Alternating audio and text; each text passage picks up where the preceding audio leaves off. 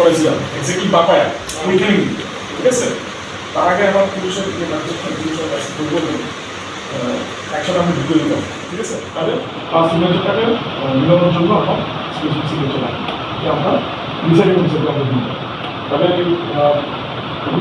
Form আছে সেটা আমাকে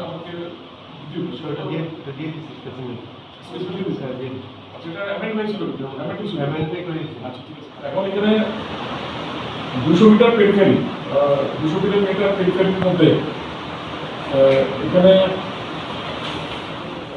election already state election commission declare করেছে এখানে। তো এই ব্যাপারে কালকে নোটিফিকেশন ইস্যু হবে।